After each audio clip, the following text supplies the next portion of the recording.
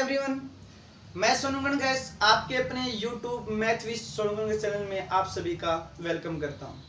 जैसा कि आप सभी जानते हैं कि मैथ अपना एक ऐसा सब्जेक्ट है जो आपको एग्जाम में डुबा भी सकता है और आपकी नैया को पार भी लगा सकता है।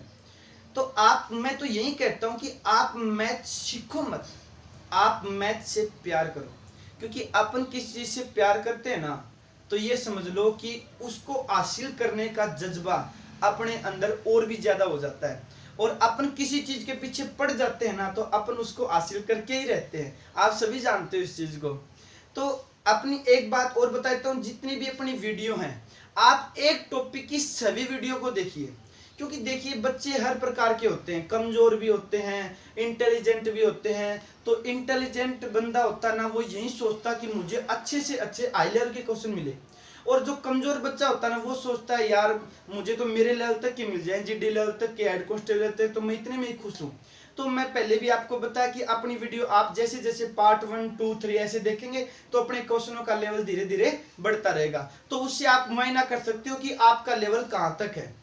और आप किसी भी एक वीडियो को देखकर ये मुआयना मत करना कि हमारी जो प्रॉब्लम थी वो प्रॉब्लम इस वीडियो में हल नहीं हुई। भाई आपकी प्रॉब्लम इस वीडियो में हल नहीं हुई तो आपकी प्रॉब्लम नेक्स्ट वीडियो में मिल जाएगी, आपको उसमें भी नहीं मिली तो उससे नेक्स्ट में मिल जाएगी। और अगर सभी वीडियो देखने के बाद आपने पता किया कि हमारी प्रॉब्लम फिर भी नहीं हासिल हुई, तो आप अपनी प्रॉब्लम को हमें कमेंट्स के जरिए बता सकते हैं, जिससे आपका सोल्यूशन आसानी से हल हो जाएगा। तो आज रेशो और प्रोपोर्शन में पार्ट 3 में क्वेश्चन नंबर 22 से शुरुआत करते हैं अपन। तो देखिए क्वेश्चन नंबर 22 क्या कहता है। क्वेश्चन नंबर 22 कहता है कि ABC 3 संख्याएं हैं और इन तीनों संख्याओं का जो रेशो है ना मेरे पास, वो 3:7:13 है, और BCD का जो रेशो है वो 21:39:48 है। तो अपने को चारों का रेशो बताना है। ठीक है, कोई बात नहीं, मैं लिख लेता हूं पहले इनको, चारों संख्याओं को, A, B, C और D। ABCD का रेशो है मेरे पास 3:7:13 और BCD का रेशो है मेरे पास 21:39:48 48। आप मुझे इतना बताओ कि इन चारों संख्याओं में से पहली 3 और लास्ट की 3 में कॉमन क्या है, B और C। तो कभी आप ये गलती मत कर देना, कभी यहां जगह खाली है पड़ोसी संख्या भर के बैठ जाओ, क्योंकि आप सोचोगे कि सर ने तो हमें ये बताया था कि जहां जगह खाली होती है वहां पड़ोसी संख्या पुट कर दो। भाई पड़ोसी संख्या वहां पुट करनी है आपको जहां उन नंबरों में से एक वर्ड कॉमन होता है। यहाँ देखिए यहाँ 2-2 वर्ड कॉमन है, यहाँ BC है और इसमें भी BC है। तो जहां 2-2 वर्ड कॉमन होते हैं तो वहां पड़ोसी संख्या भरने की गलती मत करना।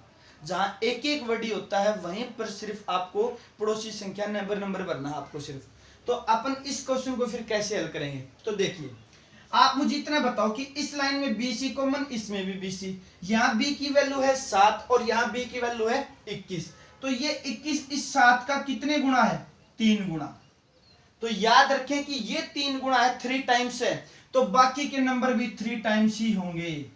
आपको ऐसा कभी नहीं मिलेगा कि ये 3 गुणा है और ये 4 गुणा हो, ऐसा मिले तो समझ लेना क्वेश्चन क्या है, गलत है। तो अगर ये 3 गुणा है, 3 टाइम्स है, तो भाई A की वैल्यू भी 3 टाइम्स कर दो आप, और 3 का 3 गुणा कितना हो जाएगा, 9। तो मैं कह सकता हूं कि ABCD चारों का जो रेशो है वो कितना होना चाहिए, 9:21:39:48। तो ये इस क्वेश्चन का आंसर है, आसान सा क्वेश्चन है बिल्कुल। अब है क्वेश्चन नंबर 23। यदि A:B = C:D हो तो MA + NC निम्न में से किसके बराबर नहीं है। बहुत ही बढ़िया क्वेश्चन है, मोस्ट क्वेश्चन आपका, ये काफी बार एग्जाम में आया क्वेश्चन है। तो देखिए यहां से मुझे साफ पता चल रहा है ये A और B तो होंगी होंगी। क्यों, क्योंकि देखो मैं B को नीचे ले जाऊंगा, D को नीचे ले आऊंगा, तो यहाँ बनेगा A/B और यहाँ बनेगा C/D, दोनों इक्वल होंगे। इसका मतलब आंसर इसका A/B भी होगा और C/D भी होगा।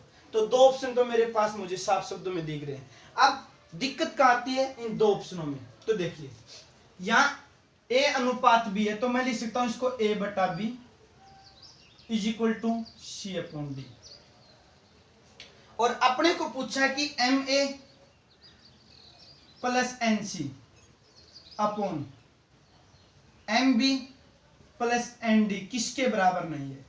मुझे इतना बताओ कि मैं एक सी के इक्वल है, बी डी के इक्वल है, दोनों रेशो में है। देखिए जैसे मैं बोलूं कि ए का मान 2 है, बी का मान 3 है, और मैं बोलूं सी का मान 4 है, डी का मान 6 है, तो इनको काटूंगा, काटने के बाद रेशो तो वही रहेगा, रेशो में कोई चेंजमेंट नहीं आएगा। तो मैं बोल सकता हूं कि ए की वैल्यू सी के बराबर है, बी की वैल्यू डी के बराबर है। तो मैं अगर सी की जगह ए पुट करूं, भाई सी की जगह यहाँ सी है और इसको ए पुट करता हूं मैं यहाँ पर, तो मेरे पास बन जाएगा M A plus N A upon, और डी की जगह मैं बी पुट कर देता हूं डी की जगह, तो मैं बोलूंगा कि M B plus N B. ऊपर से ए कॉमन आ गया, नीचे से बी कॉमन आ गया, और यहाँ ऊपर बच गया एम प्लस एन और नीचे एम प्लस एन, और ये इससे कैंसिल हो जाएगा, तो अपना आंसर आ जाएगा ए बटा बी। जिस तरह से ए बटा बी आया है उसी तरह से सी बटा डी आ जाएगा। क्यों? क्योंकि मैंने सी की जगह ए पुट किया है, तो मैं इस बार ए की जगह सी पुट करूंगा, और ए की जगह सी पुट करूंगा और बी की जगह डी पुट करूंगा, तो सी बटा डी कॉमन आ जाएगा और बाकी कट जाएगा। तो ये दो तो आप समझ गए होंगे। अब बात है आगे, आगे वाले ऑप्शन देखें कैसे हल करेंगे। आप मुझे इतना बताइए कि सी को मैं इधर ले आऊं और बी को इधर ले जाऊं तो कोई दिक्कत नहीं होनी चाहिए, तो मैं बोल सकता हूं ए बटा C is equal to B upon D. ठीक है, आप कहेंगे सर ऐसा क्यों किया? ऐसा इसलिए किया ताकि मैं दोनों तरफ एक एक ऐड कर दूंगा। एक एक ऐड करने का क्या फायदा होगा? फायदा ये होगा कि सी में अगर एलसीएम लूंगा तो यहां बनेगा मेरे पास ए प्लस सी और यहां बनेगा B plus D upon D, और ये b प्लस डी नीचे आ जाएगा, c उधर चला जाएगा, तो a plus D upon B plus D is equal to C upon D. और मेरे पास अभी भी c अपॉन डी आंसर आया था, और c अपॉन डी किसके इक्वल है? a plus C upon B plus D. अरे भाई जब ये इसके इक्वल है तो ऑप्शन में भी तो है ये a plus C upon B plus D. तो मैं कह सकता हूं कि इस क्वेश्चन में M A plus N C upon M B plus N D, इसकी वैल्यू इन तीनों के तो बराबर होगी पर इसके बराबर नहीं होगी, क्योंकि ये जो बच गया ये तो अपने आप अलग से हो ही गया। आपको होगी सर इसके बराबर क्यों नहीं होगी, एक बार बता तो प्रूफ करके लीजिए। अगर यहाँ a माइनस सी होता तो अपना ये भी आंसर हो जाता, c माइनस ए है इसलिए आंसर नहीं हुआ। क्यों? क्योंकि मैंने यहाँ एक एक ऐड किया है। मैं अगर एक एक माइनस कर दूं, माइनस करूंगा तो क्या होगा? यहाँ माइनस आएगा, यहाँ माइनस आएगा, और ये नीचे आएगा, तो ये बन जाएगा a minus C B minus D और is equal to C upon D. और यहाँ देखिए ऊपर a माइनस सी नहीं c माइनस ए दे रखा वहां ऊपर, और नीचे b माइनस डी है तो वहां b माइनस डी है, तो सिर्फ इसको उल्टा करके लिख रखा है, और उल्टा करके लिख रखा है तो इसका मतलब ये इसके इक्वल भी नहीं होगा। तो ये है अपने क्वेश्चन नंबर 23 का सॉल्यूशन। अब अपने पास क्वेश्चन नंबर 24।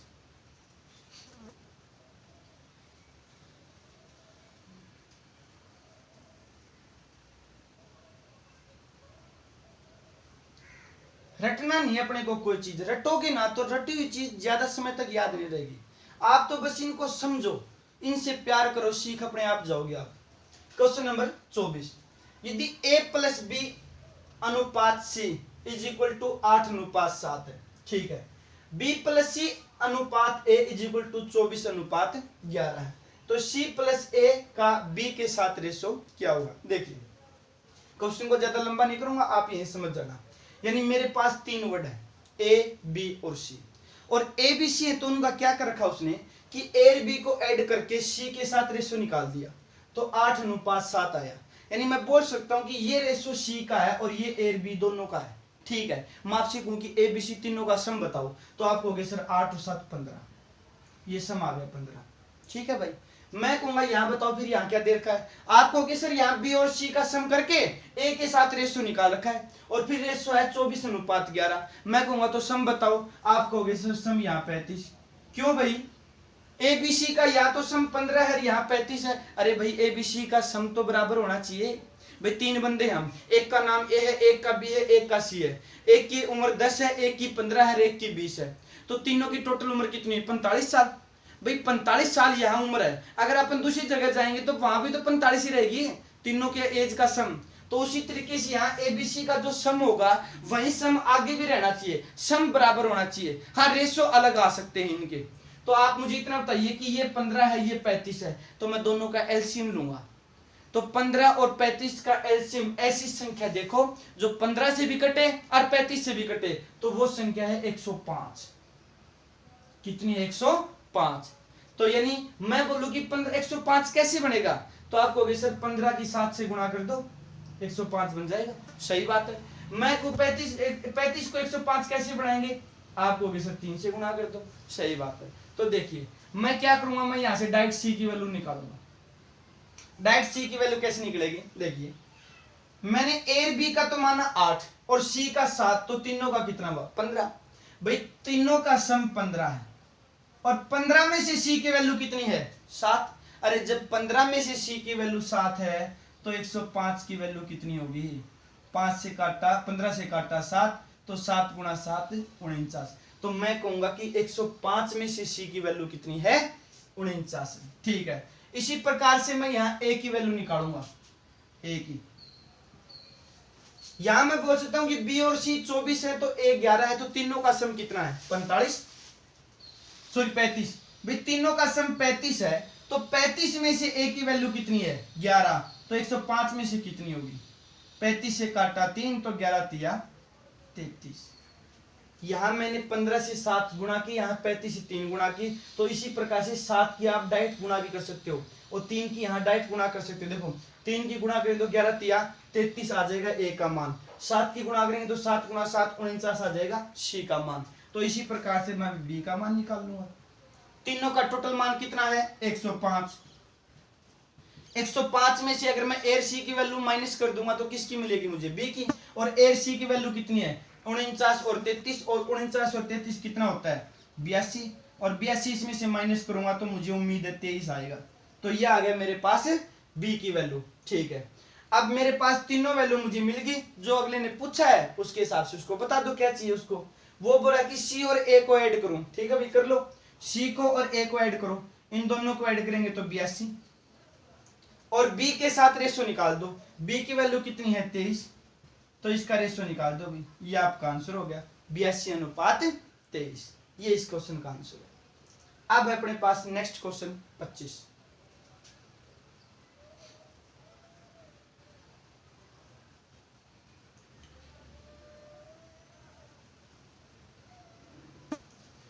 Question number 25। यदि पी क्यू आर 3 संख्याएं अपने पास और इनका रेशो दे दिया 1:3:5 हो, तो 2p² plus q² plus r² और सारे का रूट का मान क्या होगा? ऑप्शन अपने पास 6, 6p, 36p, 16p। क्वेश्चन ध्यान से देखना, बच्चे ज्यादातर गलती करते हैं इस क्वेश्चन में। तो देखिए भाई मेरे पास 3 नंबर है p q r, p q r। मैं आपसे पूछूं कि मुझे वो नंबर बताओ, आप कहोगे सर नंबर P तो है 1, Q है 3, R है 5। मैं कहूंगा गलत है भाई ये तो। क्यों? क्योंकि ये जो नंबर है ना उनका रेशो है, ये तो नंबर थोड़ी पता है। मैं कहूँ मुझे मेरे पास एक संख्या 4 है, 1 6 है, 1 8, ये 3 संख्या है, मुझे इनका रेशो बताओ। आप 2 से काटोगे तो आप कहोगे सर 2:3:4, ये तो रेशो ही आया है। मैं ये थोड़ी कह सकता हूँ कि पहली संख्या 2 है, दूसरी 3 है, तीसरी 4 है। नहीं, संख्या तो कुछ और थी, ये तो उनका रेशो है। ठीक है, मैं कहूं ये रेशो है मेरे पास, तो मुझे संख्या बताओ। आप कहोगे सर इनकी वापिस 2 से गुणा कर दो, आपको संख्या मिल जाएगी। सही है। तो आप मुझे इतना बताओ कि मुझे एक ऐसा अंक बताओ कि जिसके साथ में इन तीनों की गुणा करूं तो मेरे पास वो संख्या आ जाए। वो अंक नहीं पता अपने को, नहीं पता तो मैंने x मान लिया। तो मैं x की तीनों से गुणा करूंगा तो x, और 3 से की तो 3x, और 5 से की तो 5x। मैं कह सकता हूं कि p की वैल्यू यहाँ x है, और q की वैल्यू 3x है, और r की वैल्यू 5x है। ठीक है, अब वहां पुट कर दो आप जो क्वेश्चन में पूछ रहा है। क्वेश्चन में पूछ रहा है अपने को 2p², p का मान कितना है? x। वहां x पुट करूंगा तो मेरे पास आ जाएगा 2x² प्लस q², q का मान है यहाँ 3x, और 3x का स्क्वायर करूंगा तो मेरे पास बन जाएगा 9x²। फिर उसके बाद r², r की वैल्यू 5x है, और 5x का स्क्वायर हो गया 25x²। यहाँ तीनों को ऐड करूंगा, 25 और 9 34, 34 और 2 36x², और इसको रूट से बाहर निकालेंगे तो 6x निकल जाएगा। ठीक है, 6x। आपको सर 6x तो ऑप्शन में नहीं है, अरे नहीं मिलेगा भी, क्यों? क्योंकि x मैंने माना है, ऑप्शन में थोड़ी देगा x। तो आप मुझे इतना बताओ कि x के बराबर क्या माना है मैंने, p को मानना है, तो मैं x की जगह p पुट कर दूंगा, तो मेरे पास ये आंसर आ जाएगा 6p, बी ऑप्शन। लगभग बच्चे क्या गलती करते हैं इसमें, वो डायरेक्ट मान लेते हैं कि p का मान 1, q का मान 3, r का मान 5 और यहाँ पुट करते हैं, तो आंसर कितना आता है 6। आपको पहले ही ऑप्शन मिलेगा, जबकि ये 6 तो तब आता जब ये p q r की रियल वैल्यू होती। ये रियल वैल्यू नहीं है, ये वैल्यू का रेशो है, तो इसलिए इसका आंसर 6 की बजाय 6p आएगा। अब p की वैल्यू वो कुछ भी हो सकती है जो इनको काटने के बाद आई है। अब अपने पास question number 26।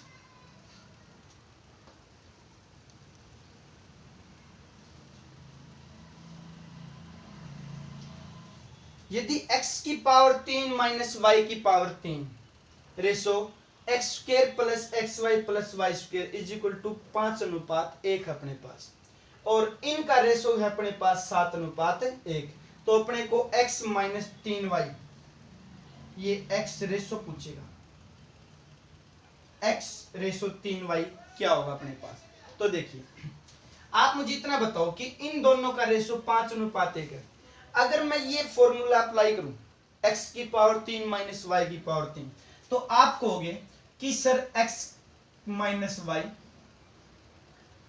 Into X square plus X Y plus Y square upon, वहां दे रखा अपने को X square plus X Y plus Y square is equal to 5:1 यानी 5/1। ठीक है, ये इससे कैंसिल, तो अब मेरे पास आ गया x माइनस वाई बराबर 5। ये आ गई इक्वेशन नंबर 1। अब है दूसरी इक्वेशन के बारे में, X square minus Y square. अगर मैं इसमें फॉर्मूला अप्लाई करूं तो x minus Y into X plus Y upon नीचे है x minus Y is equal to 7:1 यानी 7/1। ये इससे कैंसिल हो गया, तो x प्लस वाई की वैल्यू कितनी फाइंड हो यहाँ पर 7। ये होगी मेरे पास इक्वेशन नंबर 2। तो आप मुझे दो संख्या ऐसी बता दो भाई कि जिनको माइनस करता हूं तो 5 आता है और जिनको ऐड करता हूं तो 7 आता है। तो आप कहोगे सर x की वैल्यू तो 6 ले लो और y की वैल्यू 1 ले लो, 6 और 1 7, और 6 में से 1 माइनस करूंगा तो 5। बिल्कुल सही है। तो इसने जो पूछा है वहां x y की वैल्यू पुट कर दो। तो x इसने पूछा है x अनुपात 3y, ये पूछा इसने, तो x का मान तो आ गया 6 और y का मान 1 है, 1 की 3 से गुणा करो तो 3 और काटने के बाद ये आ जाएगा 2:1। ये इस क्वेश्चन का आंसर है। और ये पूरा का पूरा अपने बेसिक करके बताया है। जब एक बार बच्चा समझ जाएगा कि ये फॉर्मूला अप्लाई है और ये फॉर्मूला खोलने के बाद वो बाद वाला इससे कट जाएगा, तो यहाँ बचेगा सिर्फ x माइनस वाई, और ये स्क्वायर वाला माइनस वाला कटने के बाद यहाँ बचेगा प्लस वाला, और प्लस वाला बचने के बाद यहाँ 5 है यहाँ 7 है। तो डायरेक्ट आप पता कर सकते हो कि अगर 2 नंबर मेरे को ढूंढने हैं जिनका सम करता हूं तो 7 आता है और जिनको घटाता हूं तो 5 आता है, तो आप डायरेक्ट पता कर सकते हो 6 और 1। पेन टिकाने की भी जरूरत नहीं है, लेकिन ये सब आपको पता चलेगा प्रैक्टिस से। और अब चलते हैं अपन नेक्स्ट क्वेश्चन पर।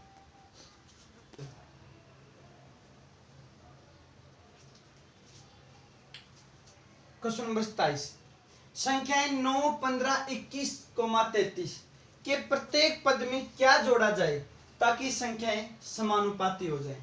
देखिए ऐसा क्वेश्चन आप ऑप्शन से हल करना, ऑप्शन से हल करोगे तो ज्यादा बेस्ट रहोगे क्योंकि उसमें टाइम की सेविंग होगी, और बेसिक हल करोगे तो ज्यादा लेंथी होगा। पर मैं आपको पहले बेसिक हल करके बताता हूँ। देखिए ये कहता कि प्रत्येक पद में मैं ऐसा क्या जोड़ूं ताकि संख्याएं प्रोपोर्शन में हो जाएं, समानुपाती हो जाएं। तो देखिए मैंने मान लिया कि प्रत्येक संख्या में मैंने x जोड़ दिया, 15 में भी मैंने x जोड़ दिया और 21 में भी x ऐड कर दिया और 33 में भी x ऐड कर दिया, ताकि संख्याएं क्या हो जाए मेरे पास प्रोपोर्शन में आ जाएं, समानुपाती हो जाए। और जब संख्याएं समानुपाती होती हैं, प्रोपोर्शन में होती हैं, तो मैं क्या पाता हूं कि बार बार की गुणा और अंदर अंदर की गुणा आपस में क्या पाता हूं मैं इक्वल। तो आप इनकी गुणा कीजिए बार बार की, 33 प्लस एक्स की 9 प्लस एक्स से गुणा कीजिए। 9 से गुणा करोगे आप तो 9 3 27 और 2 29 प्लस 9 की एक्स से की तो 9x, एक्स की गुणा करेंगे तो 33x plus X square is equal to 15 plus X की गुणा करेंगे, 15 की गुणा करेंगे तो 15 एकम 15 15 30 और 1 31 plus 15x plus 21x plus X square. अब इसको हल करेंगे तो एक्स स्क्वायर से एक्स स्क्वायर कैंसिल, यहां 33 और 9 42x और यहाँ 21 और 15 46x, तो ये 42x इधर आएगा तो माइनस होगा और 21 और 15 सॉरी ये 21 और 15 36 है और 36 इधर 42 में से माइनस होगा तो कितना बचेगा मेरे पास 6x। यहाँ 315 है, यहाँ 297 है, इधर माइनस करेंगे तो 18 बचेगा और 6 से काटेंगे तो x की वैल्यू कितनी आ गई मेरे पास 3। यानी मैं कह सकता हूं अगर मैं प्रत्येक पद में 3 ऐड कर दूंगा तो ये संख्याएं क्या हो जाएंगी, समानुपाती हो जाएंगी। तो देख लीजिए एक बार, मैं 9 में 3 ऐड किया तो मेरे पास आ गया 12, 15 में 3 ऐड किया तो 18, 21 में 3 ऐड किया तो 24 और 33 में 3 ऐड किया तो 36। बार बार की गुणा कर लो, अंदर अंदर की गुणा कर लो, आपको इक्वल ही मिलेगी। 18 इंटू 24 360 432 और 36 इंटू 12 360 72 432। देख सकते हो आप दोनों इक्वल आ गए। तो अपने पास मैं कह सकता हूं कि प्रत्येक पद में आप 3 ऐड कर दो। ठीक है, मैं आपको इसका एक तरीका और बताता हूं जिससे आपको ऑप्शन उठाने की भी जरूरत नहीं पड़ेगी और न ही बेसिक करने की जरूरत है।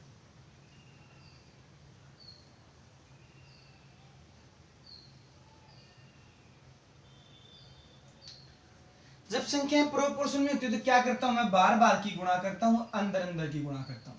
तो मैं क्या कह रहा हूं, आपको क्या करना है, पहले बार बार की गुणा और अंदर अंदर की गुणा का अंतर करो आप। मैं 33 की 9 से गुणा करता हूं तो 297 और 15 की 21 से गुणा करता हूं तो 315। बार बार के जो अंक है उनकी गुणा करो और अंदर अंदर के अंक गुणा करो और उनकी क्या कर दो, अंतर। यानी मैं कह सकता हूं वज्र गुणा का अंतर। फिर उसके बाद बार बार की गुणा कितना, इस बार आप ऐड कर दो। 33 और 9 कितना हो गया 42 और 21 और 15 कितना हो गया 36। इनका अंतर कर दो, आपका आंसर मिल जाएगा। यानी मैं कह सकता हूं कि वज्र गुणा का डिफरेंस और नीचे वज्र योग का डिफरेंस, आप ये तरीका फॉलो कर सकते हैं। इन दोनों का अंतर देखेंगे तो 18 और इन दोनों का अंतर 6, 6 से काटा तो इसका मतलब वो संख्या क्या है मेरे पास, वो संख्या मेरे पास 3 है। अब है नेक्स्ट क्वेश्चन 28। यदि 21, 22, 60, 64 में प्रत्येक से x घटाया जाता है तो इस क्रम में प्राप्त संख्याएं समानुपाती हैं। तो x प्लस 1 और 7x प्लस 8 के बीच मध्य अनुपाती क्या होगा, यानी मीन प्रोपोर्शन बताना अपने को। और ये संख्या अपने पास 4, अगर प्रत्येक संख्या में से मैं x माइनस कर देता हूं तो उसके बाद जो संख्याएं हैं वो मेरे को प्रोपोर्शन में मिलती हैं। अब वो x क्या है मुझे नहीं पता, फिर वो x जो भी है वो x मैं यहाँ पुट करने के बाद फिर जो संख्याएं बनेगी उन संख्याओं का मैं मीन प्रोपोर्शन निकालूंगा, मध्य अनुपाती निकालूंगा और फिर मेरे पास क्या आएगा आंसर। और आप मध्य अनुपाती जानते हो कि दोनों संख्याओं का गुणनफल कीजिए, दोनों संख्याओं का गुणनफल करके उसका रूट निकाल दिए, आपको मध्य अनुपाती मिलेगा। तो देखिए सबसे पहले मैं आपको इसका शॉर्ट तरीका बताता हूं। तो मैं कहता हूं कि आप यहां से ऑप्शन उठाइए, ऑप्शन उठाओगे तो ज्यादा बेस्ट होगे। ये ऊपर की रामायण हल करने की जरूरत नहीं पड़ेगी अपने को। ऑप्शन उठाया मैंने 6 उठाया पहले, तो देखिए 6 और 1 7, तो 7 तो बाहर निकल नहीं सकता और 6 से 42 और 7 48, 48 में भी 7 नहीं आएगा तो ऑप्शन ए तो क्या हो गया गलत। मैंने 7 उठाया, 7 और 1 8, 8 बाहर नहीं निकलेगा, 7 गुना 7 49 और 8 कितना हो गया 57, 57 भी बाहर नहीं निकलेगा तो इसका मतलब बी ऑप्शन भी क्या हो गया गलत। तो मैंने 8 उठाया। भाई आप दिमाग लगाओ कि यहाँ जो ऑप्शन दे रखे हैं वो कंप्लीट है, पॉइंटों में नहीं है, तो इसका मतलब जो x की वैल्यू होगी वो भी कंप्लीट ही होगी। तो 8 रखा मैंने यहाँ, 8 और 1 9 और 8 7 56, 56 और 8 64, और 64 9 को बाहर निकाला 3, 64 को 8 बाहर निकाला 8। तो मैं कह सकता हूं क्या कि यहां पर अपना आंसर क्या होगा, 8 होगा। अब करते हैं इसको शुरुआत से, ये है ऑप्शन शेयर करने पर। अब 5 से नहीं होगा, 8 आंसर आ गया। 5 से आप चेक करोगे तो भी नहीं आएगा। 5 और 1 6, 5 से 35, 35 और 8 कितना हो गया, 43। तो देख सकते हो कौन सी भी संख्या बाहर निकली और नए मल्टीपल होने के बाद बाहर निकल गई। तो देखिए मैं डायरेक्ट x का मान निकालूंगा यहां से, डायरेक्ट x का।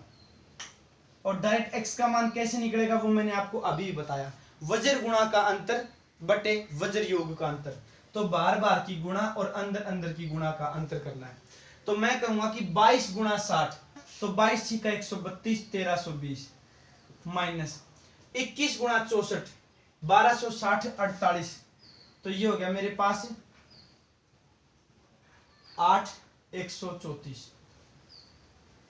अपॉन, अब वज्र योग योग कीजिए इनका, 64 और 21 हो गया मेरे पास 85 और 22 और 60 हो गया 82। ऊपर माइनस किया तो मेरे पास 24 आ गया और यहां माइनस किया तो मेरे पास 3 आ गया। और 3 से काटने के बाद x की वैल्यू कितनी आ गई मेरे पास, यहां पर x की वैल्यू मेरे पास यहां पर 8 आ गई। और 8 आने के बाद अब मैं यहां रख सकता हूं, देखिए सॉरी ये मध्य अनुपात नहीं है, ये ऑप्शन मैंने यहां गलत लिख दिया। ऑप्शन आपके यहाँ 24 ऐसा कुछ आएगा, इस प्रकार से आएंगे ऑप्शन। अब मैं x की वैल्यू वहां पुट करूंगा तो 8 और 1 9, 8 56 और 8 कितना हो गया 64। तो 9 को बाहर निकाला 3 और 64 को बाहर निकाला 8। तो मैं कह सकता हूं कि इनका मध्य अनुपात कितना आएगा, 24 आएगा। ये यहाँ पर अपने को x की वैल्यू है यहाँ पर, तो यहाँ 24 ऑप्शन चेंज कर लेना आप, 21 22 और 24 ऐसे लिख लेना, ये 25 कर लेना। तो यहां से आपका सी ऑप्शन हो जाएगा। अब चलते हैं अपन नेक्स्ट क्वेश्चन पर, 29 पर।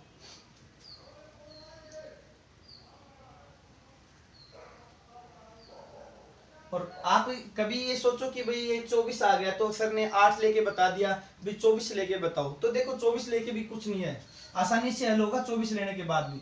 देखिए मैंने इन दोनों का मध्य अनुपात निकाला, x plus 1 into 7x plus 8 और बराबर मध्य अनुपात कितना आना चाहिए, 24 आना चाहिए। तो आप यहां से वैल्यू पुट कर सकते हो, 1 2 3 4 5 6 7 8 9 10। लगभग मोस्टली मैं आपको बताता हूं कि जो इस प्रकार के जितने क्वेश्चन होते हैं ना, तो x की वैल्यू लगभग ज्यादा से ज्यादा 1 से 4 तक के अंक रखने पे ही आपको आंसर दे देती है, ज्यादा से ज्यादा। फिर भी कुछ क्वेश्चन ऐसे होते हैं कि उनमें आगे भी बढ़ना पड़ सकता है। तो आप यहां से अनुमान लगा लो, अगर 24 है मेरे पास तो 24 कैसे निकलता है बाहर, भाई 24 का अगर ये रूट हटाऊंगा तो इस तरफ क्या बनेगा, 24 का स्क्वायर 576 बनेगा। या फिर यहाँ कुछ ऐसे अंक होने चाहिए कि उनका डायरेक्ट रूट बाहर निकालू मैं, तो बराबर 24 निकल के आए। भाई वैसे लगा लो, मैंने 1 स्टार्ट किया, 1 और 1 2 बाहर नहीं निकलेगा, 2 रखा, 2 और 1 3 भी बाहर नहीं निकलेगा, 3 और 1 4 भी, 4 3 पर निकल रहा है तो 3 यहाँ रखते, 3 और 1 4 इंटू 3 7 21, 21 और 8 कितना हो गया 29। अब 4 तो बाहर निकल जाएगा लेकिन 29 नहीं निकलेगा, तो ये भी नहीं होगा। 4 रखा तो 4 और 1 5 भी नहीं निकलेगा, 5 रखा तो 5 और 1 6 भी नहीं निकलेगा, 7 रखा तो 7 और 1 8 8 भी नहीं निकलेगा, और 8 रखा तो 8 और 1 9 और 8 56 और 8 64। इनको बाहर निकालेंगे तो 9 को बाहर निकाला 3, 64 को बाहर निकाला 8, गुणा करेंगे तो कितना आएगा 24 ही आएगा मेरे पास। तो आप ऐसे कर सकते हो आसानी से। अब है मेरे पास क्वेश्चन नंबर 29। 29 नंबर क्वेश्चन बहुत ही आसान है।